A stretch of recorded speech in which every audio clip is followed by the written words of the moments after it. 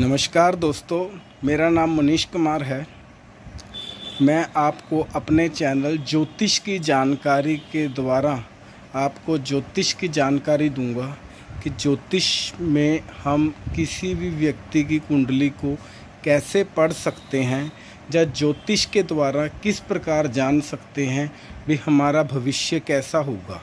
मेरी पहली 3 वीडियो में मैंने आपको ज्योतिष के बारे में, ज्योतिष के जो D1 चार्ट होता है जिसको हम लगन चार्ट कहते हैं उसके बारे में बताया, उसके 12 भावों के बारे में बताया और तीसरी वीडियो में मैंने आपको जो 12 भाव हैं उनमें से जो पहले 6 भाव हैं भी वो हमें क्या चीज़ रिप्रेजेंट करते हैं उसके बारे में बताया। आज मेरी जो है वो चौथी वीडियो है। इस वीडियो में मैं आपको अगले बाकी के 6 भावों के बारे में बताऊंगा। जो बाकी के 6 भाव हैं वो हमें क्या क्या चीज़ रिप्रेजेंट करते हैं या जिनसे हम क्या क्या चीज़ के बारे में जान सकते हैं। ये देखिए, ये हमारी कुंडली है। इसमें हमने पहला भाव, दूसरा भाव, तीसरा भाव, चौथा भाव, 5वां भाव और 6ठा भाव, इन 6 भावों के बारे में हमने सारी जानकारी कर ली थी। आज हम 7वें भाव के बारे में बात कर रहे हैं। जो 7वां भाव है वो ये वाला भाव है। ये वाला भाव ये विवाह का भाव है, शादी का भाव है, लाइफ पार्टनर का भाव है। इस भाव से पता चलता है भी हमारा लाइफ पार्टनर हमें कब मिलेगा, किस समय मिलेगा, हमारी शादी कब होगी, हमारे लाइफ पार्टनर के साथ हमारा विवाहिक जीवन कैसा रहेगा, प्रेम पूर्वक रहेगा या फिर संघर्ष में रहेगा। इन सभी चीज़ों का हमें पता इस 7वें भाव से पता चलता है। जो 7वां भाव है ये पार्टनरशिप का भाव भी है। 7वें भाव से अगर आप कोई व्यवसाय कर रहे हो पार्टनरशिप में तो आपकी आपके पार्टनर के साथ किस तरह की बनेगी, इस चीज़ का भी हमें इससे पता चलता है। जो 7वां भाव है इससे अडॉप्टेड चाइल्ड, कोई भी व्यक्ति, कई बार किसी दंपति के कोई बच्चा नहीं होता तो वो कोई बच्चा अडॉप्ट करते हैं तो उसका भी इस भाव से पता चलता है। इस भाव से जो 7वां भाव है इससे हम नीचे का जैसे लीवर वगैरह का, यानी कि हम कह सकते हैं इन चीज़ों का, लीवर या पेट से नीचे का जो एरिया है, डाइजेस्टिंग एरिया है, उस चीज़ का भी इस भाव से पता चलता है। अब आ गया 8वां भाव।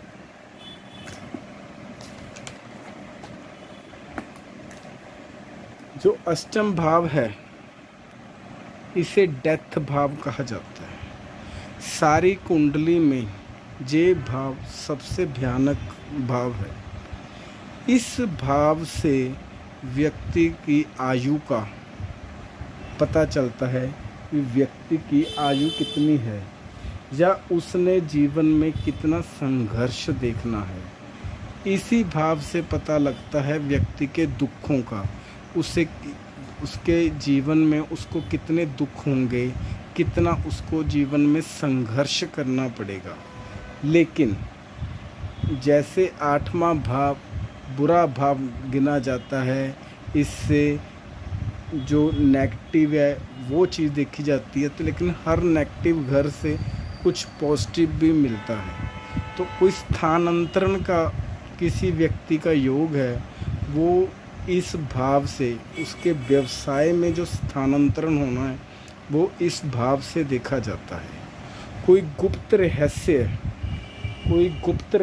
है।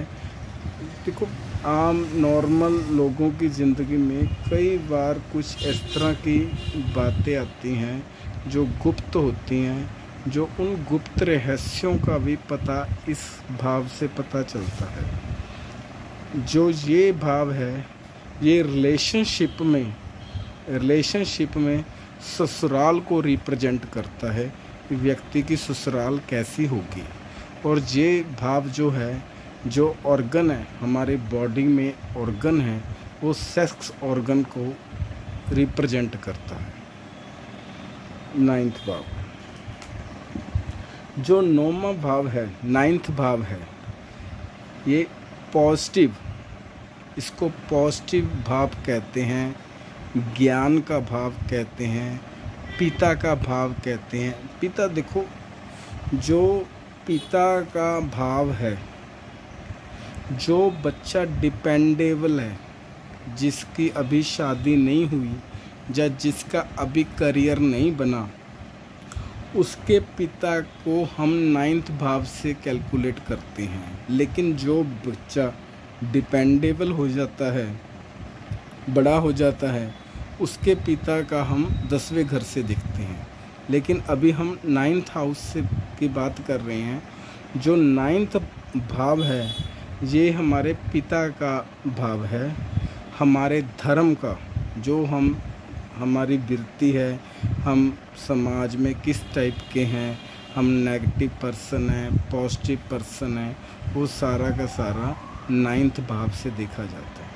9th भाव को भाग्य भाव भी कहते हैं। देखिए, इंसान को ज़िंदगी में कामयाबी सिर्फ 2 ही सूरत में मिलती है, या तो आदमी मेहनत करे या उसका भाग्य बली हो।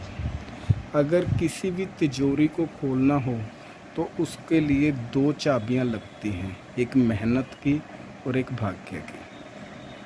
अगर ये दोनों चाबियां लग जाएं तो वो तिजोरी का ताला खुलना ही खुलना है। ठीक है, इसलिए सारी कुंडली में जो ये भाव है बहुत इम्पोर्टेंट भाव है।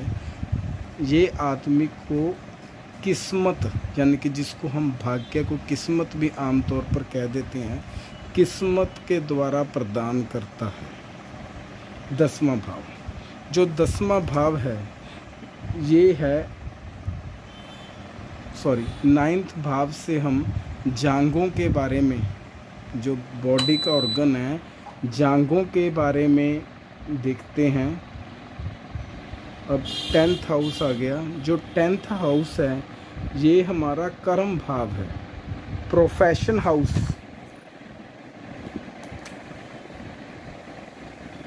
जो 10th भाव है ये हमारा प्रोफेशन हाउस है। 9th भाव ये है और 10th भाव ये है। जो 10th भाव है ये हमारा प्रोफेशन का हाउस है।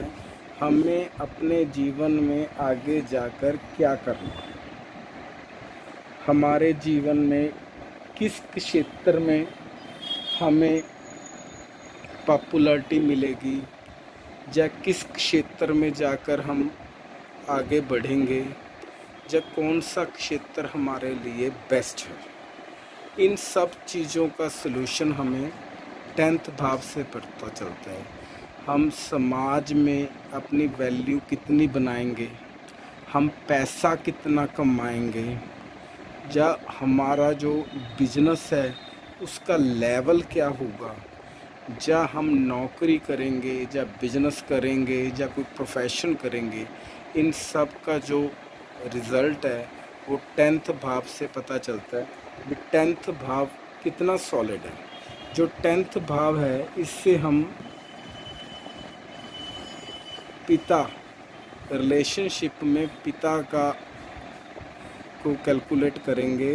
और जो 10th हाउस है इससे हम बॉडी ऑर्गन में घुटनों से साथ कंपैरिजन करेंगे भी, घुटनों का जो प्रभाव होगा वो 10th हाउस से पता चलेगा। इसके बाद एकादश भाव, ये 11वां भाव है। इस भाव को इच्छा पूर्ति का भाव भी कहते हैं। इच्छा पूर्ति का, इंसान की बहुत सारी इच्छाएं होती हैं, वो हमें इस भाव से पता चलती है। जो 11th हाउस है, जब किसी व्यक्ति का कोई रिज़ल्ट आना होता है किसी भी चीज़ का, और उस समय अगर ये 11वां भाव बली होगा तो उसका वो जो रिज़ल्ट है वो बहुत अच्छा आएगा। क्योंकि रिज़ल्ट आने के समय ही हमको ऐसा होता है, हमारी इच्छा ये होती है कि हमारा ये रिज़ल्ट बहुत अच्छा आए, हमारा ये रिज़ल्ट अच्छा आए। तो जो ये स्थान है वो इच्छा पूर्ति का स्थान कहा जाता है। इससे हम जो रिलेशनशिप है, भाई, बड़े भाई, छोटे नहीं, बड़े भाई, जीजा, इनको कैलकुलेट करते हैं। और ये जो स्थान है वो इनकम स्थान भी है, आय का स्थान भी। हमारी जो आय है वो ये भाव करता है। अगर 10th हाउस मजबूत है लेकिन ये कमज़ोर है तो हम ये कह सकते हैं भी उस आदमी का बिजनेस बड़ा होगा लेकिन उस बिजनेस में उसको इतनी कमाई नहीं होगी। लेकिन अगर ये दोनों भाव मजबूत हैं तो हम कहेंगे उसका बिजनेस भी बड़ा है और उसको कमाई भी बहुत ही ज़्यादा अच्छी है।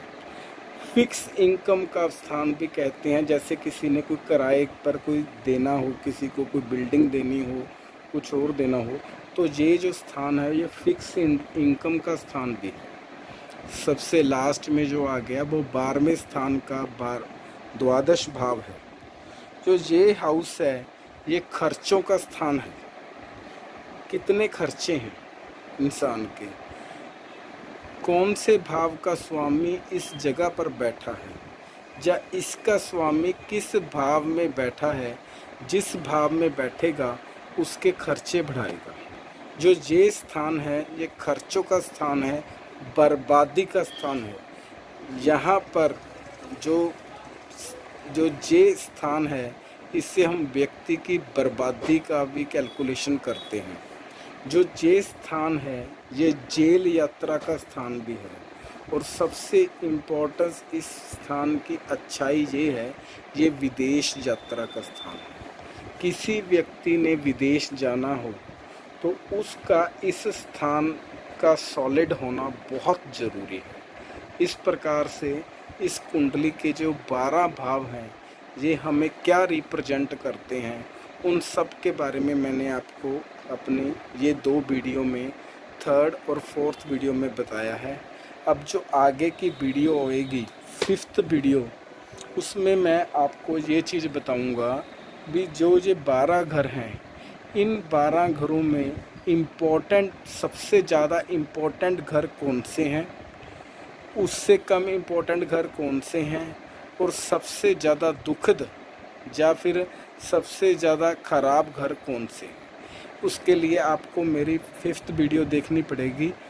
अगर आपको मेरे द्वारा दी गई जानकारी अच्छी लगती है या आपको जो मैं बता रहा हूँ इस जानकारी में, ज्योतिष की जानकारी में, अगर आपको कुछ भी नॉलेज मिलती है तो आप मेरी वीडियो को लाइक भी करें और सब्सक्राइब भी करें।